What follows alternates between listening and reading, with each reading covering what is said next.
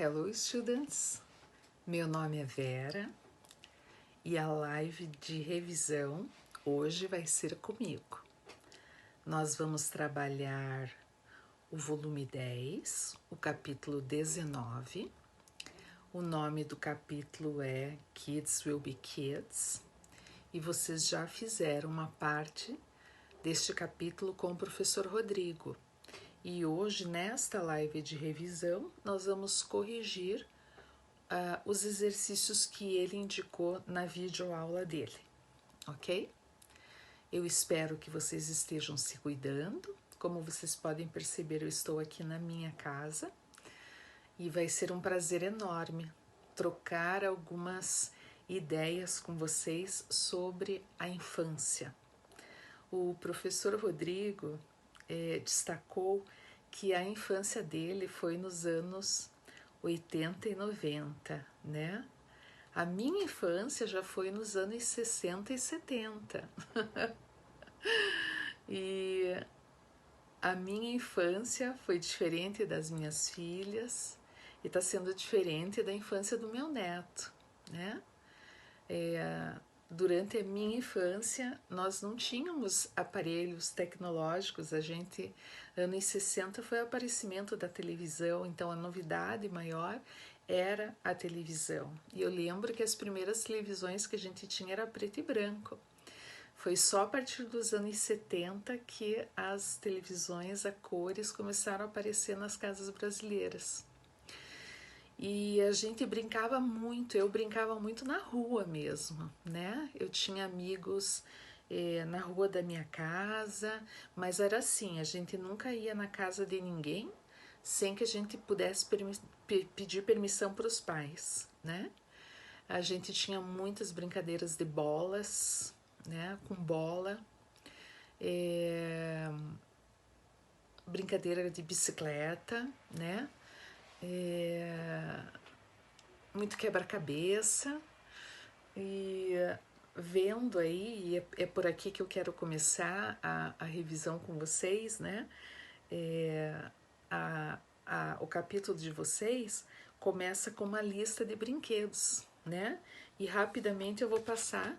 Eu não tenho o livro de vocês aqui em mãos, mas eu fiz uma cópia só pra gente, né?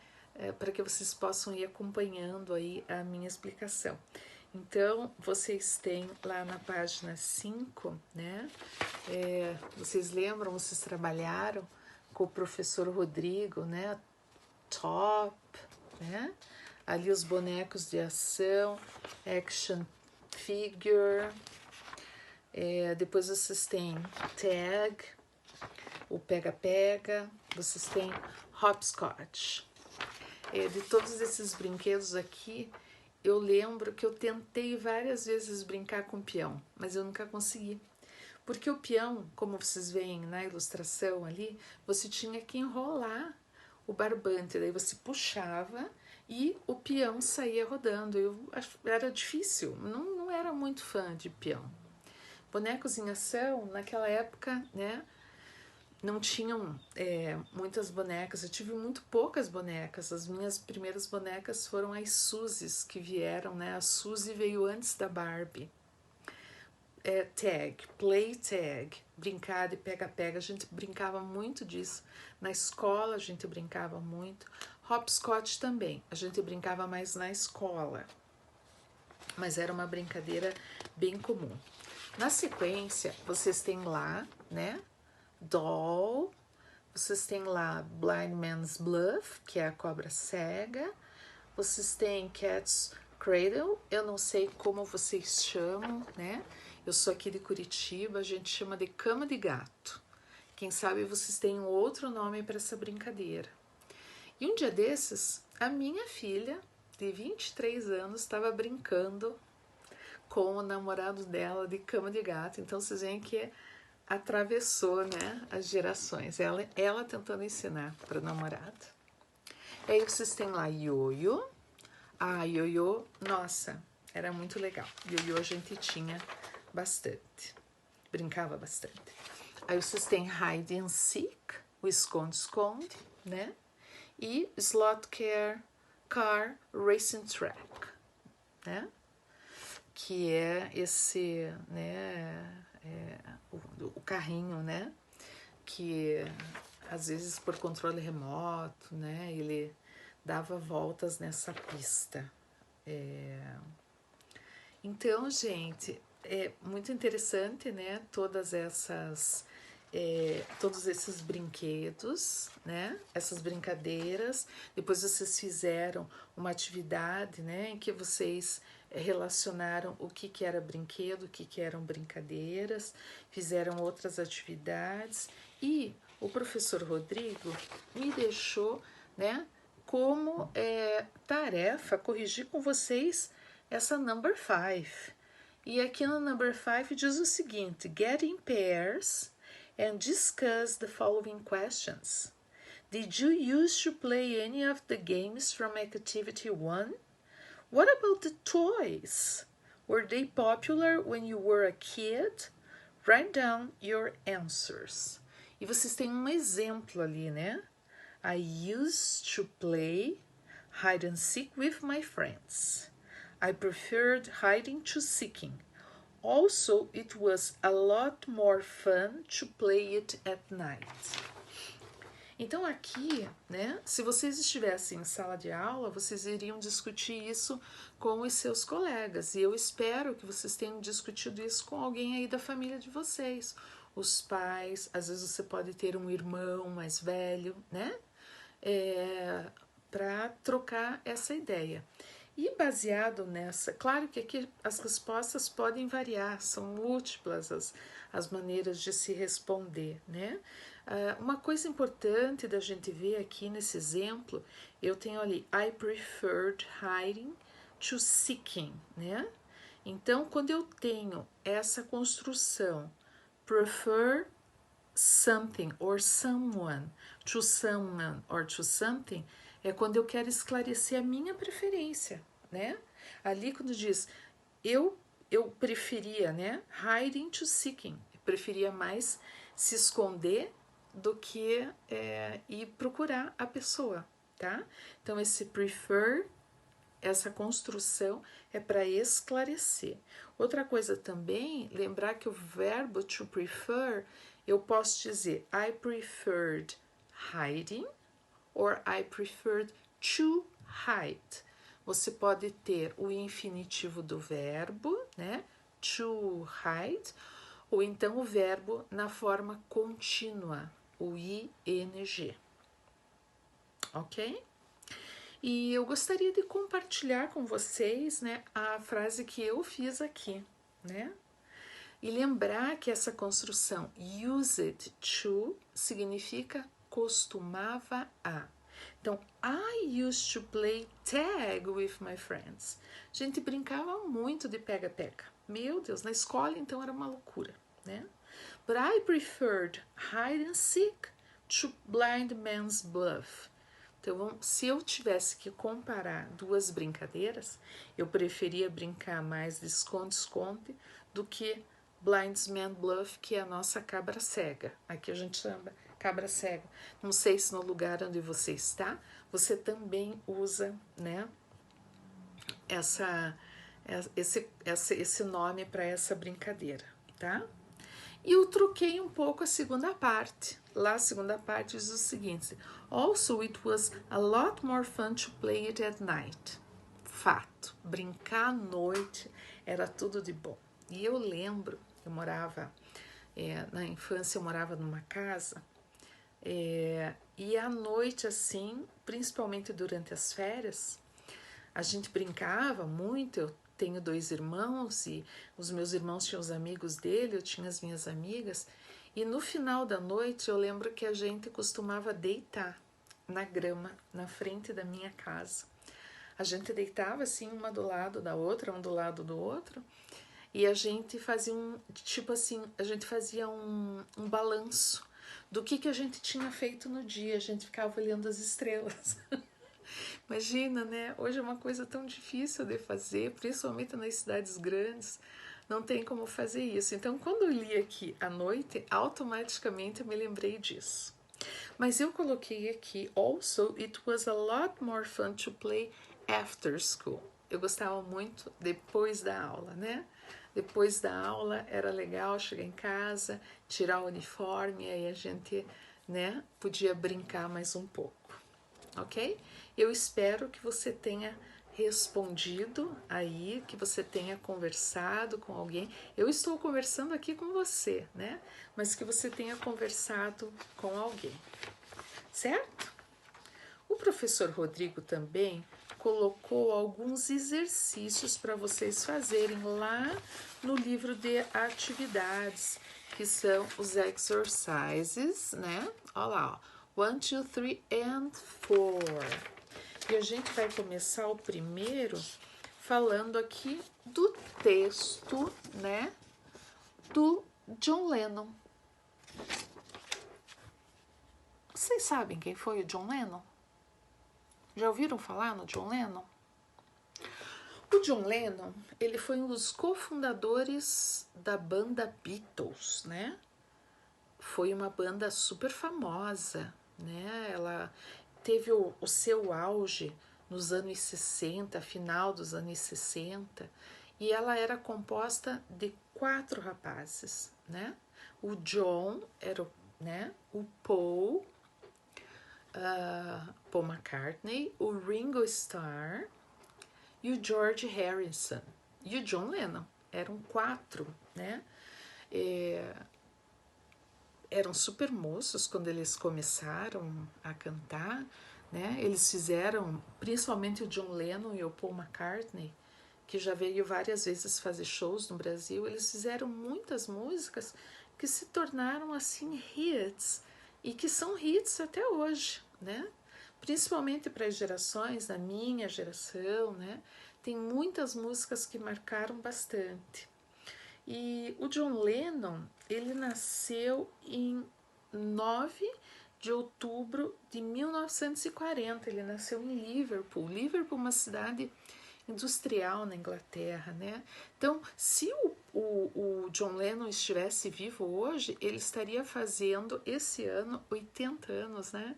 Em 2020. E o John Lennon, ele teve uma história, né? Ele foi casado com a Yoko Ono, que era... muita gente diz que quando os Beatles se separaram, ela teria sido uma das razões da separação deles, né? Ela teve uma influência muito forte numa campanha para a paz, né? Eles eram pessoas pacíficas. E foi incrível que uma noite eles moravam em Nova York, num prédio chamado Edifício Dakota, e a frente do Edifício Dakota dá para o Central Park, né? O Central Park, que é um parque enorme ali que tem em Manhattan, né? E ele estava voltando para casa. E aí um fã dele chamou ele. Ele pegou e olhou para trás. E o que o fã fez? O fã deu 4 tiros nele. E aí ele morreu quando ele estava indo para o hospital. Então isso foi uma tragédia, né? Porque como uma pessoa que pregava tanto a paz morre de um jeito tão estúpido quanto esse, né? O nome da pessoa que deu os tiros nele se chama Mark Chapman. Era um rapaz desempregado na época, né? Jovem.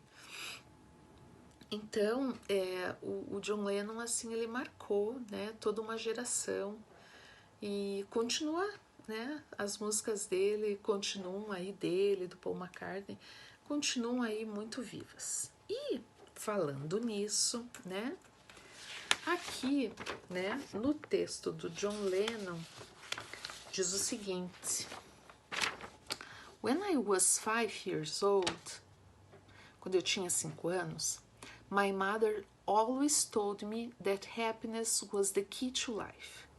A minha mãe sempre me disse que a felicidade era a chave para a vida, o segredo para a vida. When I went to school, quando eu fui para a escola, they asked me what I wanted to be when I grew up. I wrote down happy. Então, quando eu fui para a escola, as pessoas lá na escola me perguntaram o que eu queria ser quando eu crescesse. E ele, né, anotou dizendo que ele queria ser feliz. E aí o que o pessoal da escola disse para ele? They told me I didn't understand the assignment and I told them they didn't understand life. Eles me disseram que eu não tinha entendido o trabalho, né, a lição. E eu disse para eles que eles não entendiam o que era a vida, né? Então ali vocês têm, né, singer, ele era cantor, songwriter, ele era compositor e ele, né, viveu durante 40 anos, ok? Né? De 1940 a 1980, então vai fazer 40 anos da morte dele. Eu lembro desse dia, sabia? Foi um dia muito triste mesmo, eu lembro que deu no jornal, a manchete. Muito bem, aí no number 1, aqui diz o seguinte: Lennon's philosophy of life is that. Qual que era a filosofia do Lennon baseado nessas palavras dele? Letter A. Happiness is more important than everything. A felicidade é mais importante do que tudo. Letter B. People are always looking for happiness. As pessoas estão sempre procurando pela felicidade. Letter C. Not everything we learn in school is correct.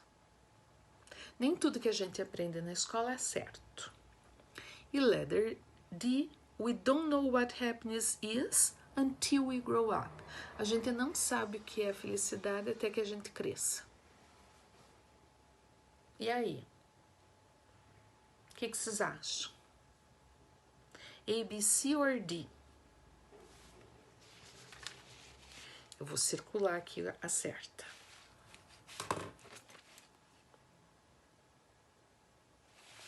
E vamos ver se você acertou. Uhul! Letter A. Happiness is more important than everything. What about you? What do you think? O que vocês acham? Ser feliz é tudo na vida? Eu acho que ser feliz não é tudo na vida. Eu acho que tudo na vida é ser feliz e principalmente fazer os outros felizes, né? Muito bem. And number 2, according to the text. De acordo com o texto, Lennon learned about life. Onde será que ele aprendeu sobre a vida? Kindergarten, no jardim de infância. Letter B, home, em casa. Letter C, college, cuidado, college é a false friend, né? Não é colégio, significa faculdade. Letter D, work, no trabalho. Onde será? Esta tá fácil, né? The answer is letter B. Ok? Tranquilo? Vamos finalizar com o próximo? Não, temos mais duas ainda, mais duas atividades. Vamos para 3 agora. Nós vamos para esta atividade. Antes da gente ir para essa atividade, você pode dizer para mim o que você está vendo aqui? Vamos fazer uma leitura da imagem. Provavelmente é quem? Um chefe e uma funcionária. Tem um computador ali, né? Ele tá apontando com a mão esquerda. A provável funcionária tem um celular na mão. E o que vocês acham? Qual que é o rosto dele? Parece que ele tá repreendendo a funcionária, né? Ele tá com uma cara feia, assim. E aí, diz o seguinte, o chefe fala, I wish you didn't text behind my back. If you have anything to text, text it to my face. Meu Deus, o que significa isso? Primeiro vamos lembrar que to text é digitar a mensagem, certo? E aí ele diz que ele gostaria que ela não digitasse sobre as costas dele, que se ela tem que digitar qualquer coisa, que ela digite, mas olhando para ele. Vocês sabem que tem uma expressão em inglês que é to talk about someone's back, né? E a gente tem essa expressão no português. Eu não gosto de tal pessoa porque ela fica falando pelas minhas costas. E aqui o que acontece? Ele une, né? É uma imagem que une uma expressão idiomática com o novo, né? O mundo tecnológico. Ele fez uma adaptação aí. Então, vamos ver qual seria a resposta certa aqui. O efeito de humor da mensagem transmitido pelo desenho acima acontece porque, letter A, podemos notar o novo uso do substantivo text agora na função de verbo e significando enviar mensagem pelo celular.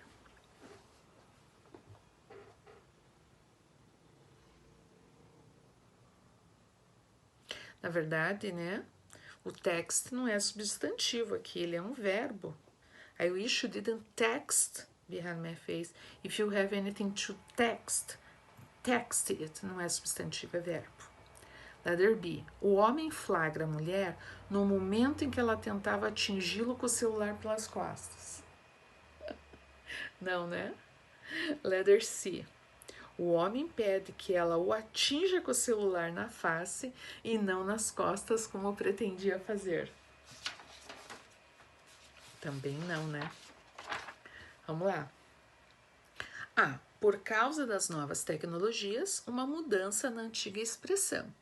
Ao invés de empregar o verbo falar pelas costas, como antes, agora ele emprega o termo mandar mensagem pelas costas. Essa tá bem legal, né? E a última, notamos o uso do celular como uma arma, diferente de sua função original de meio de comunicação. Não, nada a ver, né? Então, resposta certa, letter. Tá vendo aí? Letter D.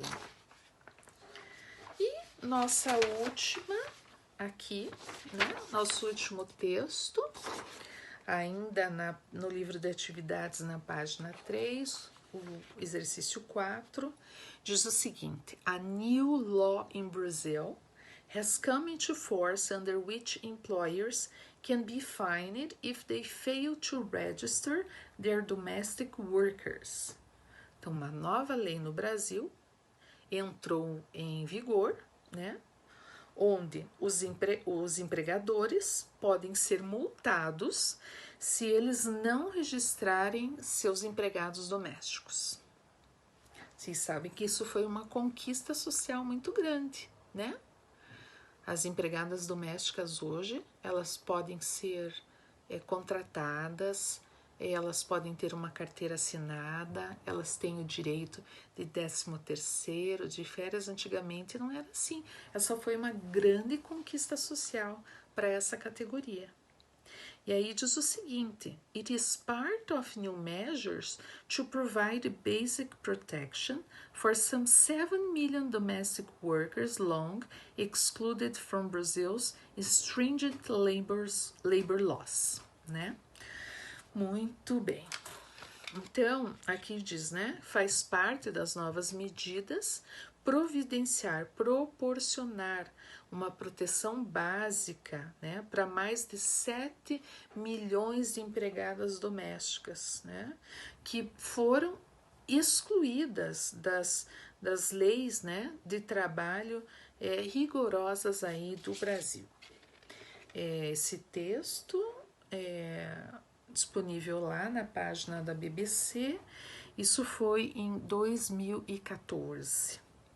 E aí a alternativa do lado diz lá, né? O que esse texto indica?